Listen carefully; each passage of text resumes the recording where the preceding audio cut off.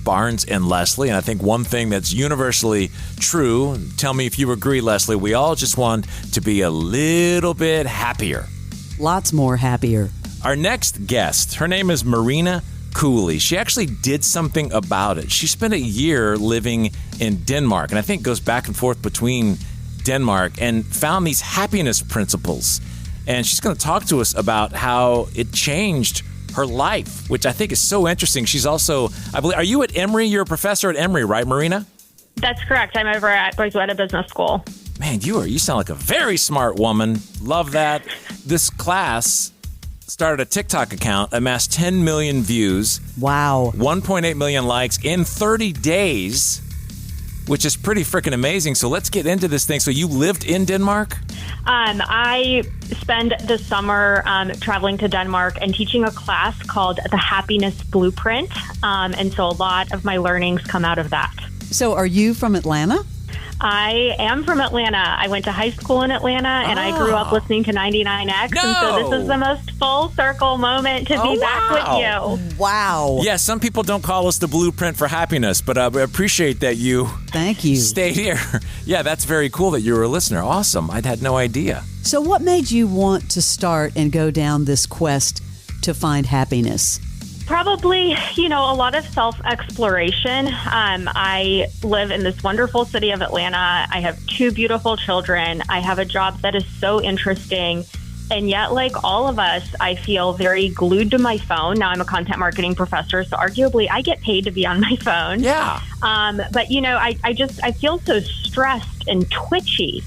And I didn't want to live like that. And I didn't know that there was an alternative until I watched the Danes, who, as we know, are one of the happiest countries in the world. And I watched the way that they lived, and they weren't twitchy. So I started paying attention to what they actually did with their time.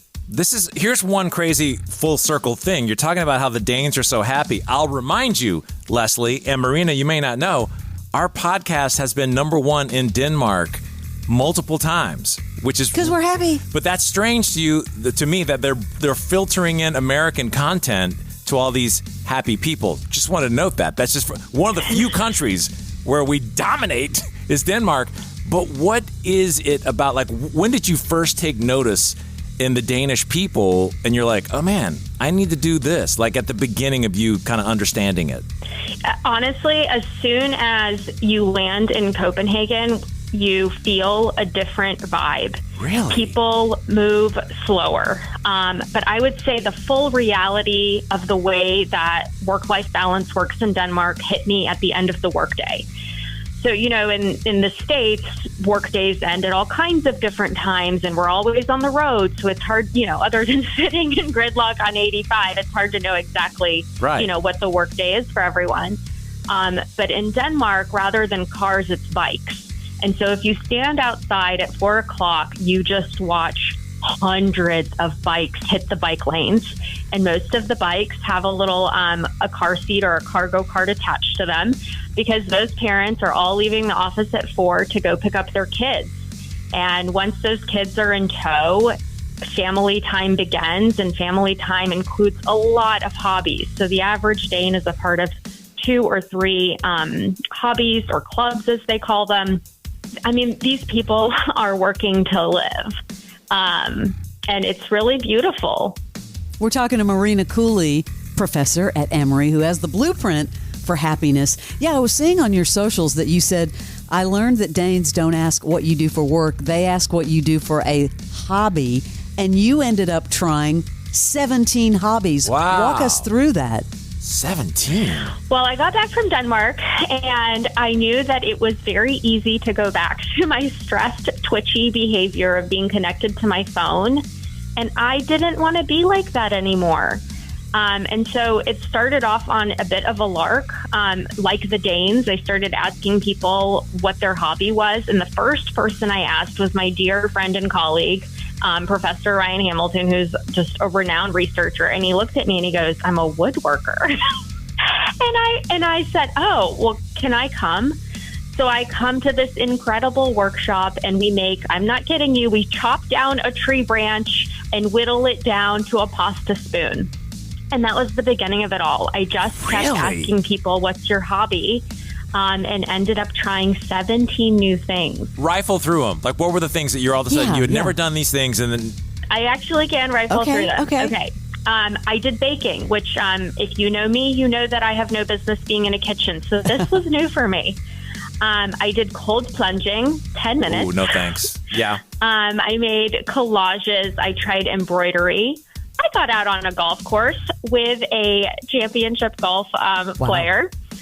I learned to do home DIY. I went horseback riding. I made jewelry, learned to play the very popular mahjong. I made ornaments.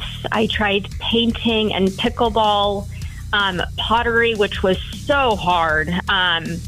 I climbed a rock, okay? So I was invited to do rock climbing. I thought we would be climbing an indoor gym. I got to a rock. I climbed a very tall rock. This list sounds like the blueprint for anger for me so far, half of it. No, Barnes, I mean, pickleball's in there. Also, tennis is in there. But all the climbing and all the cold plunge. But, like, how many stuck of all these hobbies? For me, probably around 4. So I play mahjong regularly now. I don't even know what that is, but I hear it's big. It's really big. Tennis is a huge part of my life. I am still doing home DIY projects, and I started baking with my sweet children.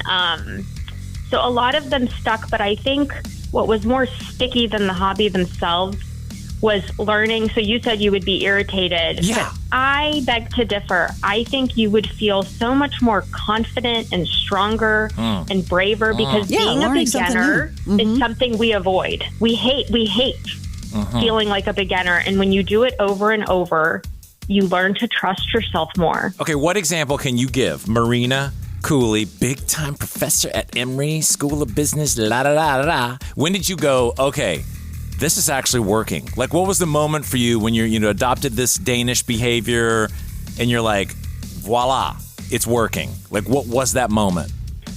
Great question. I mean, probably somewhere around the pottery making when I realized I was putting down my phone for 3-4 hours at a time and just pouring deep focus into something that was extraordinarily hard, and it was my hands, and pottery is actually like a full body contact. So it's my hands and it's my body and it's my brain.